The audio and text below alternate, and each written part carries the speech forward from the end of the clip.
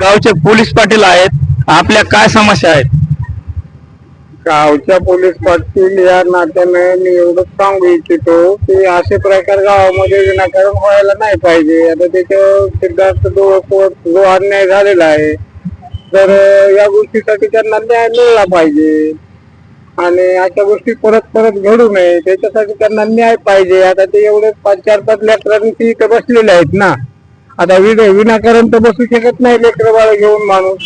त्यांच्यावर अत्याचार झालाय म्हणून ते बसलेले आहेत आणि त्याच्यामुळे यांना न्याय मिळाला पाहिजे. परत गावामध्ये असे वितंड प्रकार घडू नयेत एवढी आमची इच्छा आहे. हे आपले आता दुसरे सरपंच येऊन बसलेले आहेत, ह्यांच्या काय समस्या आहेत? पुढे तुम्ही हे असे गावगुंड जे गावामध्ये जे वागतात ते गोरगरिबावर जे अन्याय अत्याचार जो घडतोय यांना शासनाने तात्काळ यांचा बंदोबस्त करावा आणि यांना कोणी कोणी जे मारले या कुटुंबाला त्यांना तात्काळ सरकारने न्याय द्यावा ही एवढी माझी विनंती करतो. नमस्कार, SPTV न्यूज मध्ये स्वागत.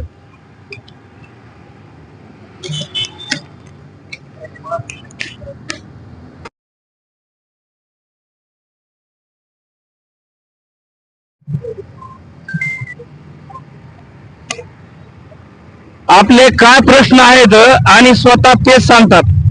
मी सिद्धार्थ डोळस राहणार शिवनी येथे माझ्यावर जीव घेणे हल्ला झालेला आहे.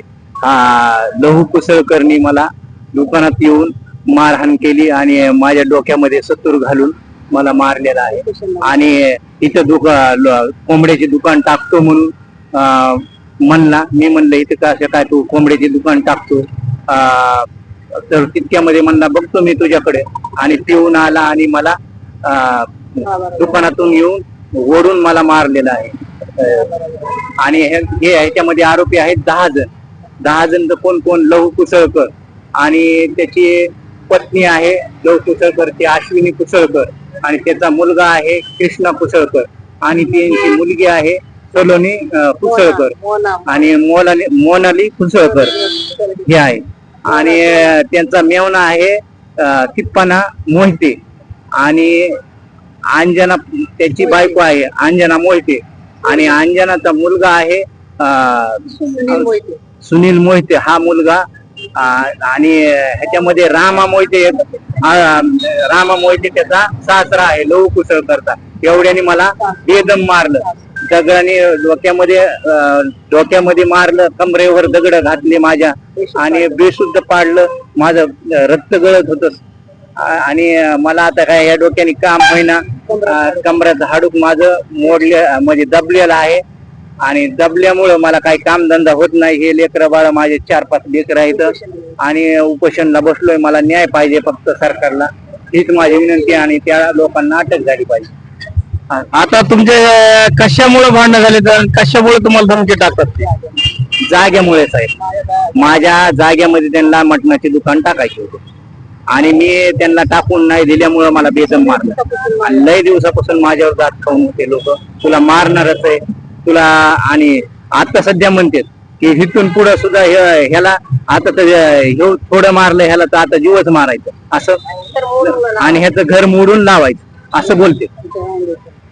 आता स्वतः इथं सरपंच साहेब आहेत, त्यांच्या काय समस्या आहेत स्वतः सांगतात.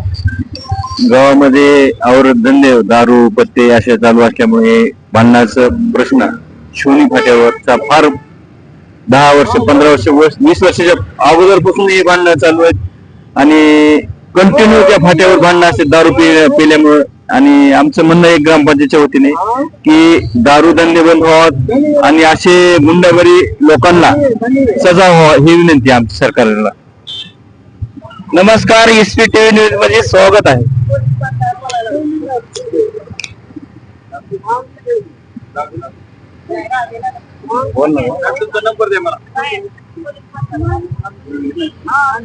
फोन चालू नाही आमच्या टायमाला.